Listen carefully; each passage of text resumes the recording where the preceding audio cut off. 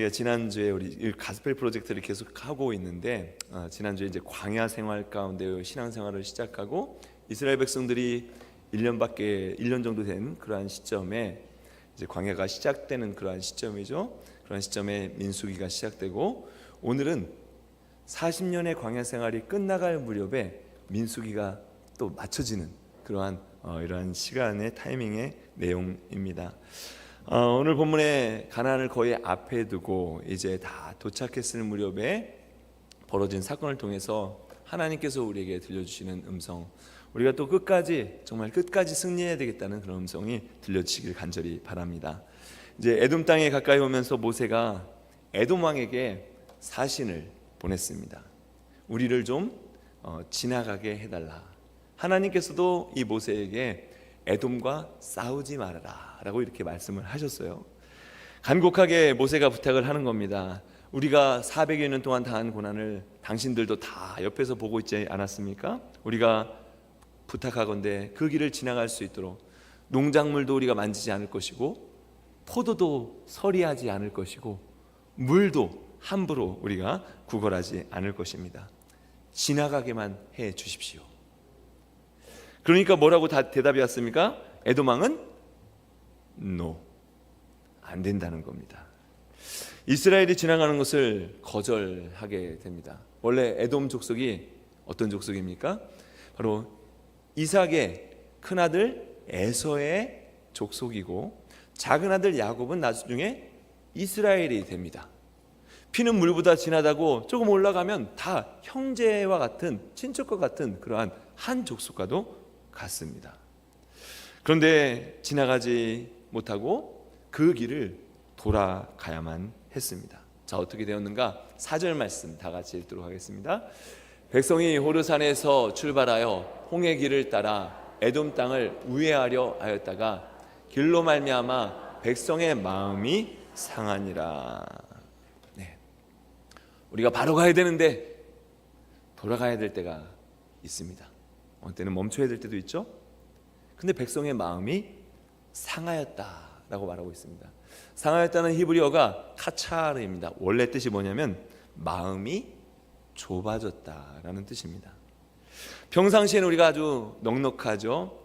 하해와 같은 마음, 바다와 같은 넓은 마음을 가지고 있습니다. 그런데 어떤 상황이 나에게 딱 발생하고 그것이 나에게 불리하게 또 돌아가야 되고 멈춰야 되고 하는 상황이 우리에게 벌어지면 우리의 마음이 어떻게 됩니까?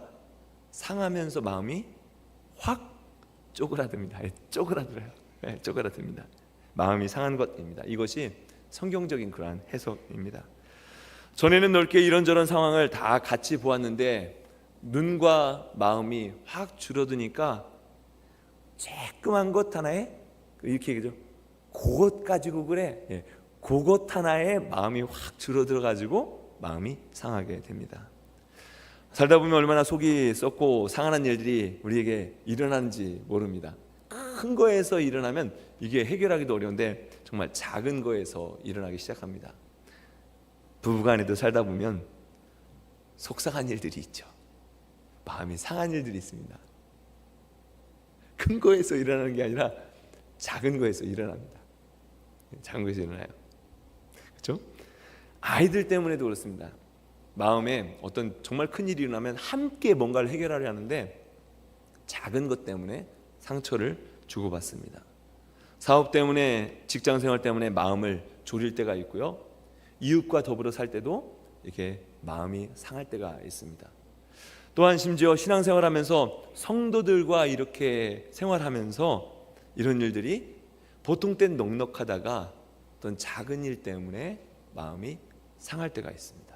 사실 돌아보면 아무것도 아니라고 느껴지는데 베드로 사도가요, 택함을 받은 하나님의 사람들이 어떻게 살아야 하는가를 이렇게 말씀해주고 있습니다. 7절까지 천천히 읽어보도록 하겠습니다. 그러므로 너희가 더욱 힘써 너희 믿음의 덕을, 덕의 지식을, 지식의 절제를, 절제의 인내를, 인내의 경건을, 경건의 형제우애를, 형제우애의 사랑을 더하라. 아멘. 이런 것이 너에게 있으면 하나님이 보시기에 8절에 말해서 흡족하다는 겁니다. 흡족하다는 거예요. 점점 사랑이 더해지는 모습에 흡족하다는 거예요. 그런데 이런 생활만 하면 좋은데 마음이 상할 때가 있습니다. 그러면 어떻게 되느냐? 9절 말씀을 보시면요, 이렇게 된다는 겁니다. 이런 것이 없는 자는 뭐라고요? 맹인이라. 멀리 보지 못한다는 겁니다. 앞을 보지 못한다는 거예요. 작은 거에 확 상해가지고 그 뒤에 있는 것, 지금까지 돌아왔던 길을 보지 못한다는 겁니다. 그냥 그것만 가지고 작은 거에 끝까지 마음이 상해 있다는 겁니다. 마음이 상하지 않는 것이 중요하고, 그런데 마음이 어려운 일이 있을 때 그 마음을 어떻게 하면 상황 가운데서 이겨낼 수 있을까? 이것이 우리에게 정말 중요하죠. 근데 중요한 것은요, 우리가 잘 기억해야 될 것은 마귀는 우리의 상한 마음 가운데 들어오게 됩니다. 다른 사람과의 관계, 어떤 관계에서 상한 마음이 딱 생기면 마귀가 그때부터 역사를 하기 시작합니다. 그래서 오늘 보면 불평하게 하고 결국은 이 골짜기가 어떤 골짜기로 바뀌냐면요, 불뱀이 우글거리는 골짜기로 바뀌게 됩니다. 뱀을 잘못 건드리면 어떻게 됩니까? 물리면 큰일 나잖아요.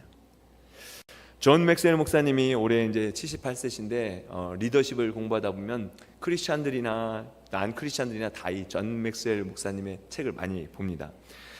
태도라는 책에서 이런 이야기를 합니다. 이게 뭐냐면 이런 이야기입니다. 한 젊은 여성이 아버지에게 이렇게 찾아왔습니다. 아버지, 요즘에 너무너무 삶이 힘듭니다. 그랬더니 아버지가 냄비를 가져오라는 거예요.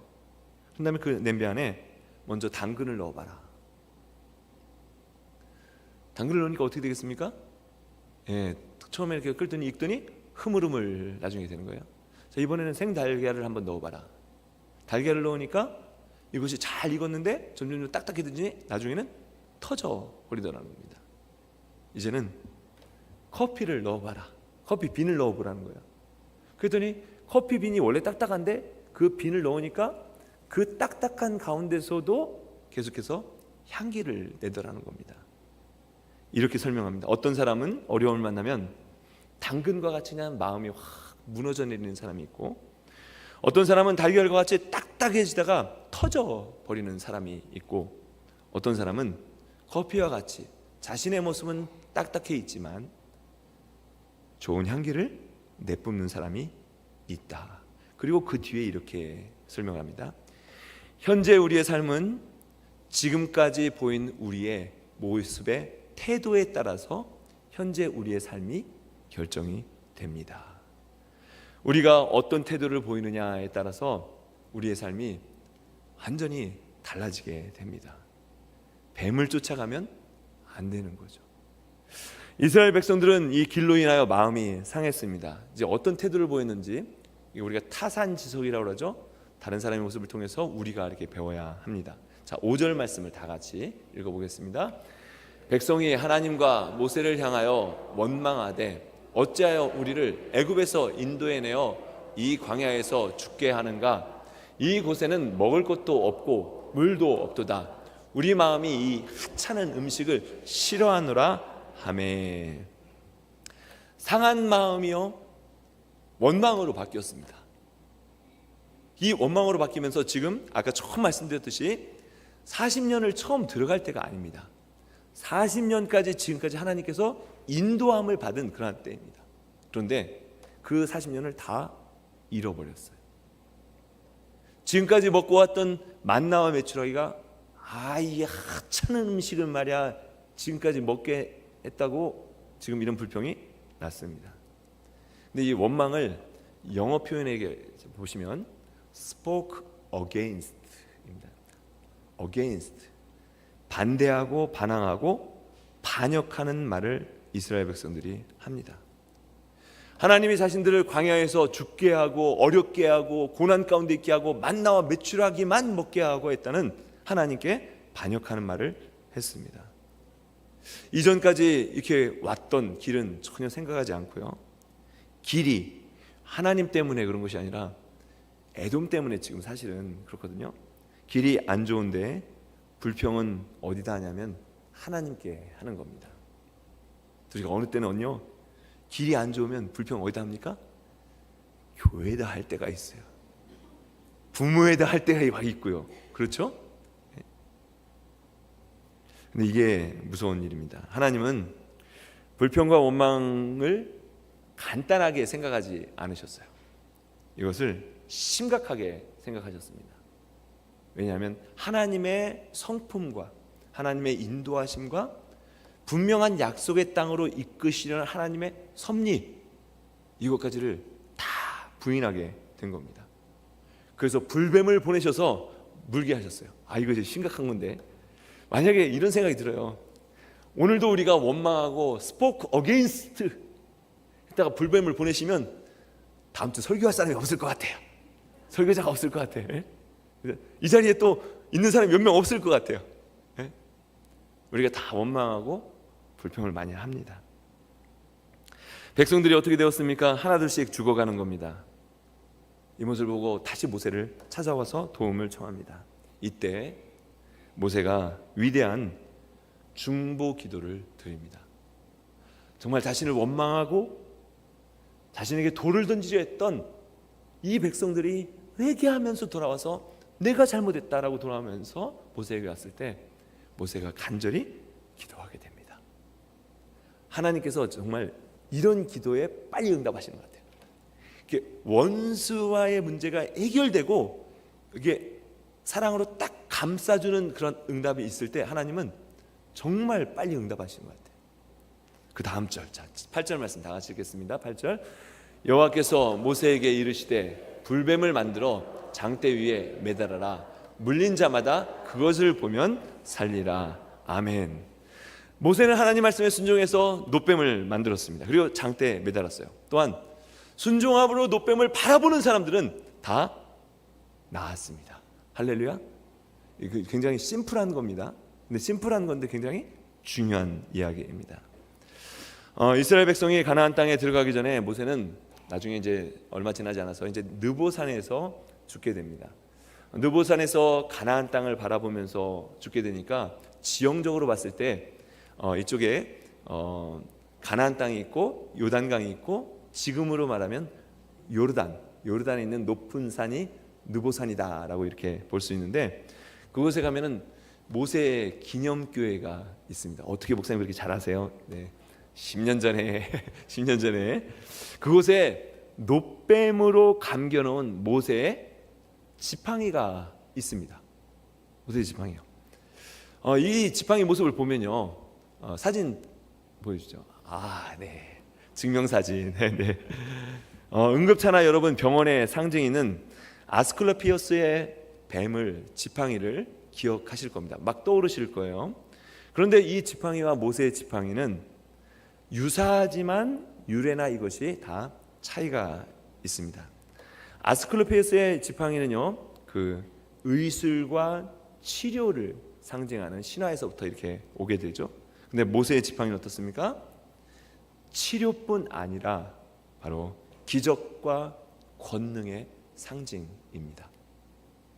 그런데 모세의 지팡이를 그냥 이렇게 세워도 되는데 거기다 노뱀을 감아서 이렇게 만들어 놓았습니다.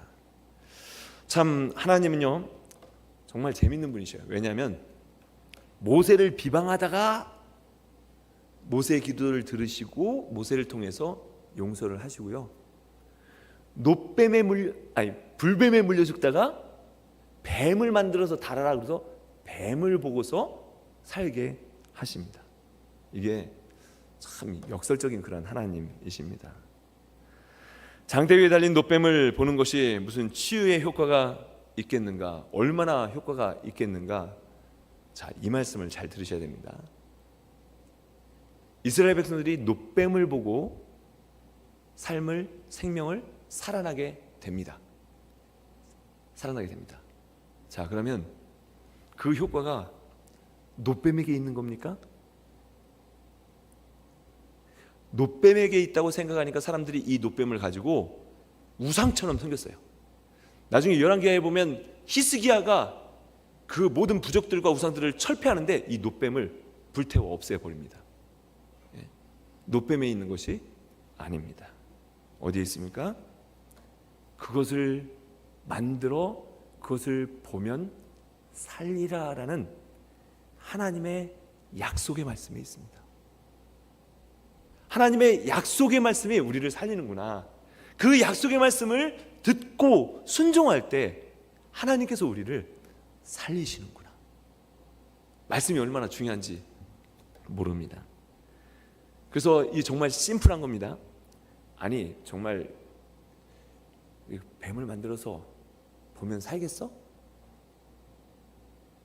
그리고 안 본 사람들도 있을 거예요. 그런데 정말 그 말씀에 그대로 순종할 때 하나님께서 다시 한번 생명을 주신다는 겁니다.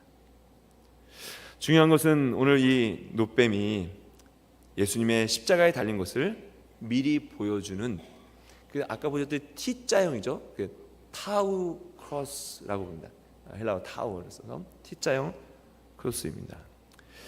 예수님께서 이런 말씀을 하십니다. 다른 사람이 한 말이 아닙니다. 예수님께서 하신 말씀입니다. 요한복음에 있는 말씀 15절까지 다 읽어보겠습니다.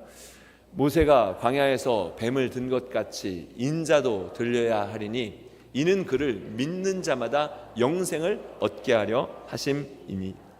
아멘. 하나님께서 죽음의 땅에 예수 그리스도를 보내주셨습니다. 그러면서 이렇게 예수님을 바라볼 때, 불뱀을 바라볼 때 나았던 것처럼 예수님을 바라볼 때 너희가 생명을 얻게 될 것이다. 우리에게 구원을 주시기 위해서 예수님께서 십자가에서 달려 죽으셨습니다. 십자가는 죄인들이 죽는 형틀입니다. 그러니까 내가 죽어야 되는데 예수님께서 대신 그 십자가에서 달려 죽으셨어요. 그러면서 저를 믿는 자는, 그 십자가를 바라보는 자는 구원을 얻을 것이다라고 분명하게 말씀하고 있습니다. 주 예수를 믿으라, 그리하면 너와 내 집이 구원을 얻으리라. 자, 정말 심플한 겁니다. 정말 뭐 예수님 믿는다고 구원이 있겠어? 예수님을 믿는다고 영생이 있겠어? 네.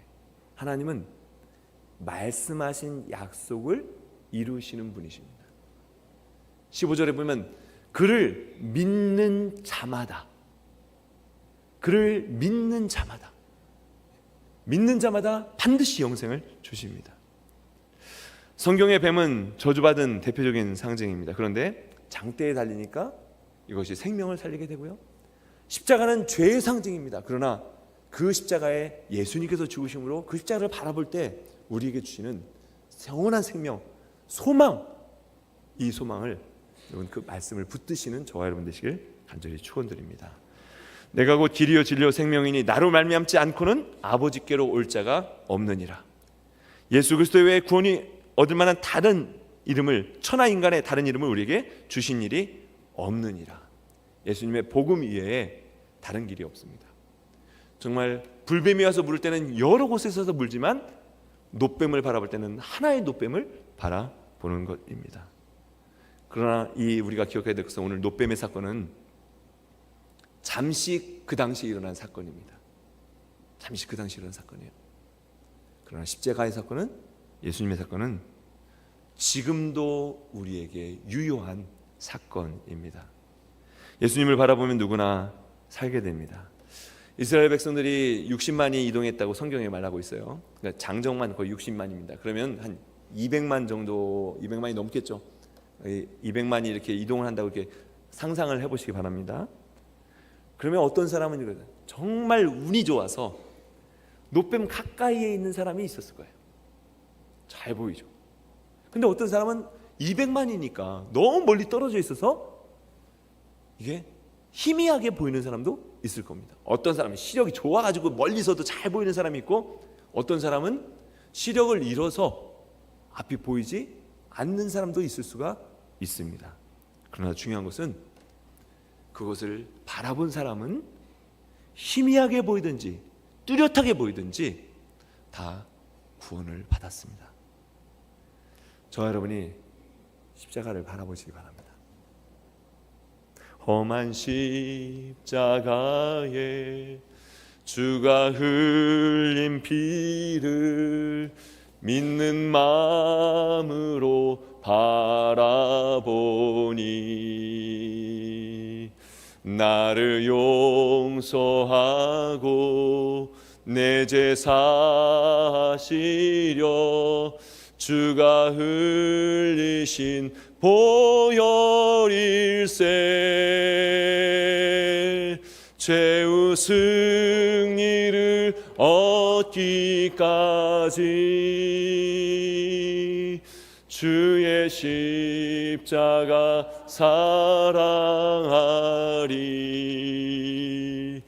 빛난 멸류관 받기까지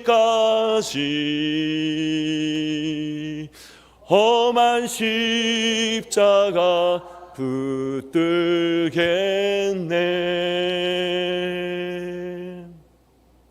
처음에 말씀드렸듯이 이 사건은 처음에 일어난 사건이 아닙니다. 거의 마지막에 왔을 때 일어난 사건이에요. 어느 때는 갑자기 불편한 길을 가야 되고, 어떤 길은 어느 때는 좁은 길을 가야 되고, 어느 때는 우리가 상상할 수 없는 길을 가야 될 때가 있습니다. 저희 주차장이 시작된 지 4달이 지났어요. 한 달이면 끝난다는 게 4달이 지났습니다. 사실 저는요 그냥 감사했습니다. 감사. 사람의 힘을 할 수 있는 게 아니잖아요. 비가 내리는데 제가 어떻게 할 수 있는 것도 아니고, 감사밖에 할 게 없다. 길을 돌아가라 할 때 우리가 무엇을 선택하느냐? 감사를 선택하는가? 원망을 선택하는가? 오늘 아침에 카톡이 하나 왔습니다. 원로 목사님께서 카톡을 보내셨어요. 오늘이 2000년 7월 27일 사고를 당한 지 만 5년이 되는 그런 날입니다. 하면서 쭉 이야기를 쓰시면서 지금까지 기도해 주신 여러분들에게 감사를 드립니다. 지금도 주님의 뜻을 구하며 함께 나와 계속해서 예배할 수 있는 그날을 기다리면서 주님께 순종하며 기도하려 합니다. 여러분도 계속해서 기도해 주시기 바랍니다. 네, 읽으면서 지금도 보고 계시겠지도 모르죠.